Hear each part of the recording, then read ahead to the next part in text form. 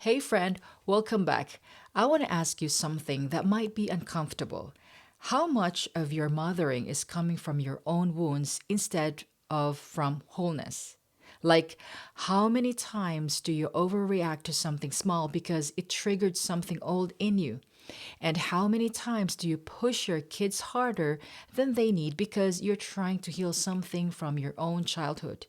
How many times do you give from empty because of you never learned it was okay to be full first? Now, I think a lot of us are mothering from broken places and we don't even realize it. We're pouring out from wounds instead of from wholeness, and our kids feel it. We feel it. So today we're talking about letting God heal you so you can mother from a place of wholeness, because your kids don't need a perfect mom, but they do need a whole one. So let's dive in.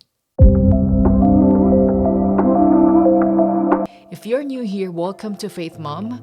I'm Denise, and this is where we have real conversations about faith, family, and everything in between. So glad you're here. Now let's talk.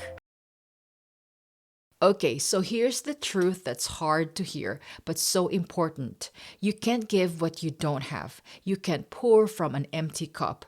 And you can't mother from wholeness if you're still broken in places you haven't let God heal.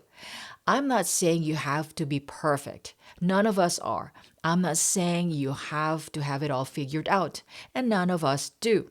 But there's a difference between being imperfect and being unhealed, between making mistakes and mothering from unresolved wounds. Now, think about it. If you grew up feeling like you were never good enough, you might push your kids too hard. You might project your own insecurities onto them. And you might tie their achievements to your worth.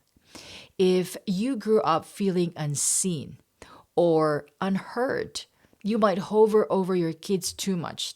You might make everything about them to the point where they can't breathe. You might need them to need you because it makes you feel valuable. If you grew up in chaos, you might control everything.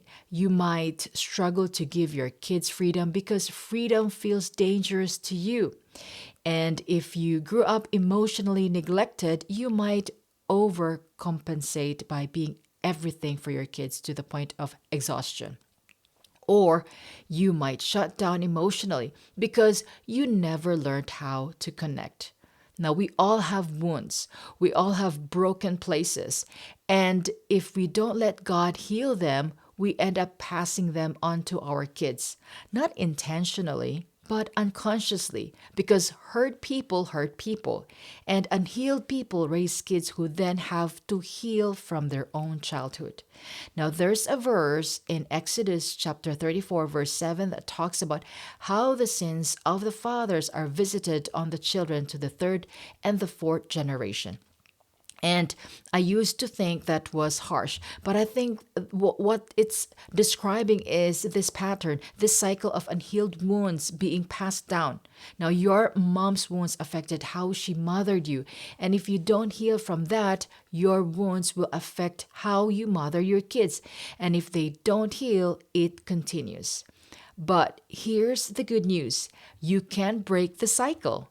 You can be the one who says, "This pattern stops with me. I'm going to let God heal what's broken so I don't pass it on."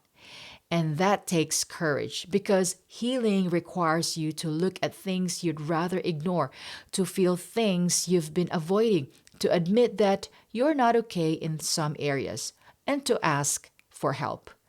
But it's worth it, because your kids deserve a mom who's doing the work, who's letting God heal her, who's mothering from wholeness instead of wounds. Here's what I need you to know: God wants to heal you. He's not waiting for you to fix yourself first. He's not disappointed in your brokenness. He wants to heal it. Now, look at how Jesus interacted with broken people. Let's go back to the Bible. He sought them out. He made time for them. He saw them. He healed them, not just physically, emotionally, spiritually, but completely. And think about the woman at the well in John chapter 4. She had been married 5 times and was living with a man who wasn't her husband. She came to draw water in the middle of the day, probably to avoid the other women who judged her. She was broken, ashamed, hiding, and Jesus went out of his way to meet her. He asked her for water. He talked to her. He saw past her shame to her worth, and he didn't condemn her. He offered her living water. He offered her healing. He offered her wholeness. Or think about the woman caught in adultery in John chapter 8. They dragged her before Jesus, ready to stone her, ready to define her by her worst moment. And Jesus said, "Let any one of you who is without sin be the first to throw a stone at her." One by one, they dropped their stones and walked away. And Jesus asked her, "Woman, where are they? Has no one condemned you?" She said, "No one, sir." And Jesus said, "Then neither do I condemn you. Go now and leave your life of sin." He didn't shame her. He didn't lecture her. He offered her freedom. He offered her a new beginning. He offered her healing. And that's who God is. He's not standing over you with a list of everything that's wrong with you. He's reaching out his hand saying, "Let me heal this. Let me make you whole." In the book of Psalm, chapter 147, verse 3 says, "He heals the brokenhearted and binds up their wounds." That's what he does. That's his heart. To heal, to bind up, to make whole. So, whatever wound you're carrying and whatever brokenness you're hiding, whatever pain you have been avoiding, bring it to him. He's not going to reject you, he's going to heal you. But here's the thing, you have to let him. You have to be honest about what's broken. You have to stop pretending you're fine when you're not. You have to open up the wound so he can actually heal it. And that's scary because we have gotten good at hiding our wounds. We have learned to function with them. We've built our lives around them. And letting God in means feeling the pain we've been avoiding. But you can't heal what you won't acknowledge. You can't let God mend what you won't admit is broken. So be honest to God, with Him, with yourself, maybe with a counselor or a trusted friend about where you're hurting, about what you're carrying, about what needs to heal, because God can't heal what you won't bring to Him. Now, I want to be honest with you about something. Healing is a process, not an event. It's not a one time prayer and you're done. It's layers, it's time, it's work. Think about the man at the pool of Bethesda in John 5. He'd been sick for 38 years. 38 years, and Jesus asked him, "Do you want to get well?" That seems like an obvious question, right? Of course, he wants to get well. But Jesus was asking something deeper. Are you ready to do what it takes to be whole? Are you ready to leave behind the identity of being broken? Because sometimes we get comfortable in our brokenness. We know how to live with it. We've built coping mechanisms around it.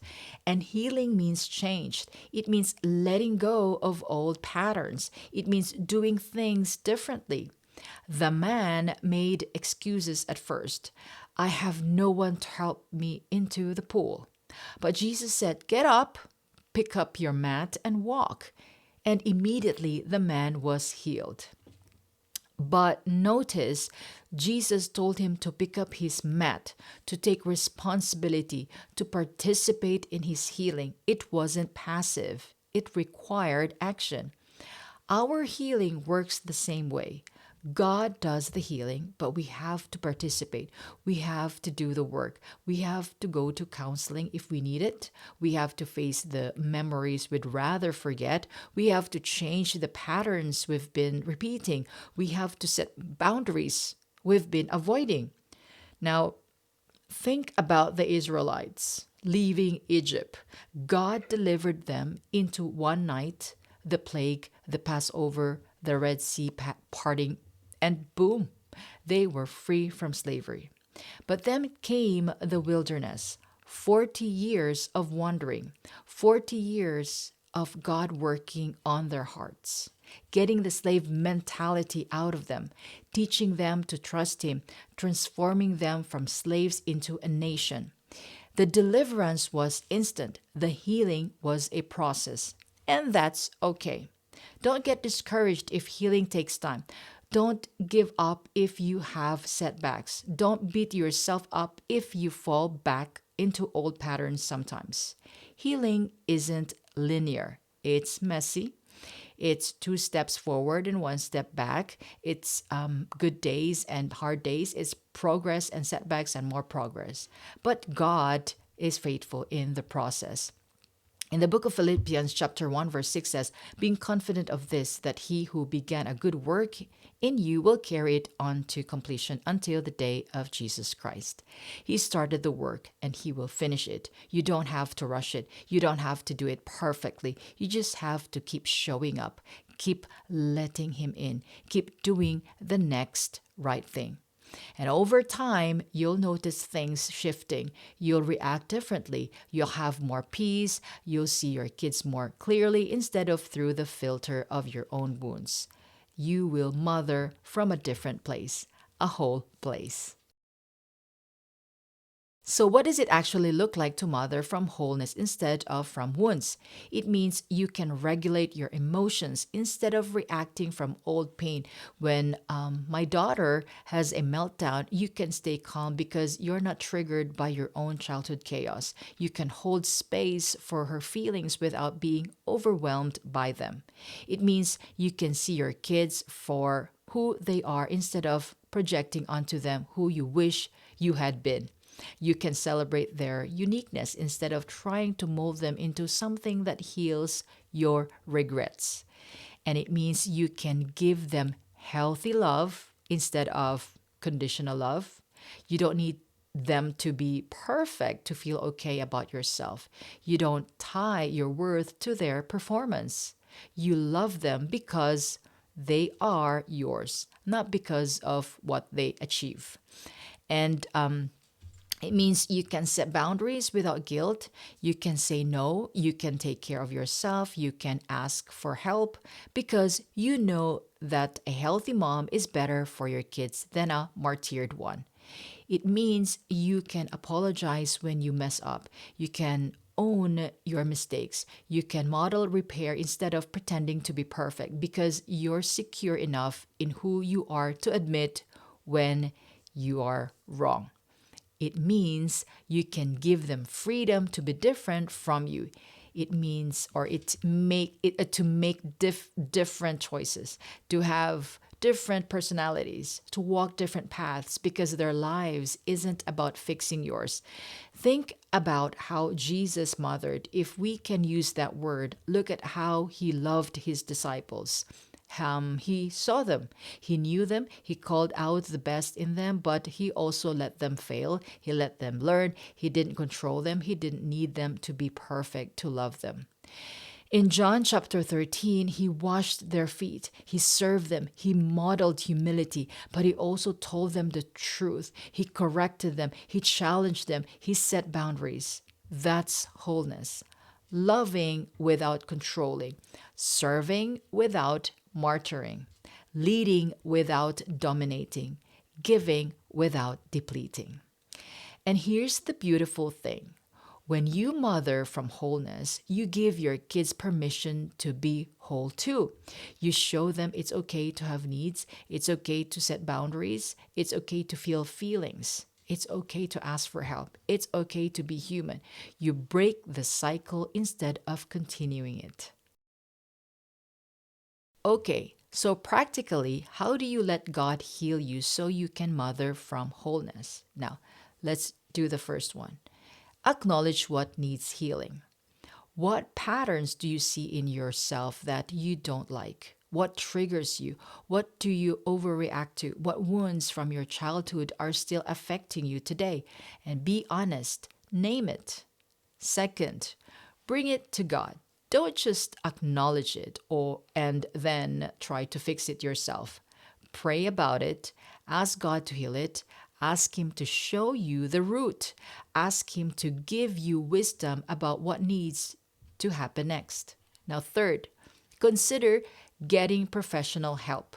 Therapy isn't a sign of weakness, it's a sign of wisdom. Sometimes we need someone trained to help us process things we can't process on our own, and that's okay. God uses counselors. He uses medicine. He uses professionals. Don't be too proud to get help. Number four, do the work. If you need to set boundaries with your own parents, set them.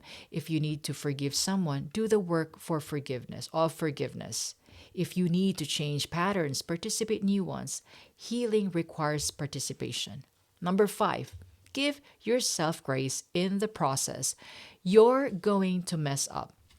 You're going to fall back into old patterns sometimes. You're going to have hard days. That's okay. Progress, not perfection. Keep going. And sixth, surround yourself with people who are doing the same work. Find a community of women who are honest about their brokenness and committed to healing. You need people who will encourage you, pray for you, and walk with you. In the book of Ecclesiastes, chapter 4, from verse 9 to 10 says, two are better than one because they have a good return for their labor. If either of them falls down, one can help the other up. You're not meant to do this alone. Find your people. And here's what I want you to remember. Your healing isn't just for you, it's for your kids, it's for the generations after you. When you let God heal you, you're giving your children a gift, the gift of a mom who's whole, who's healthy, who's breaking cycles instead of repeating them. That's worth the work. That's worth the pain of healing.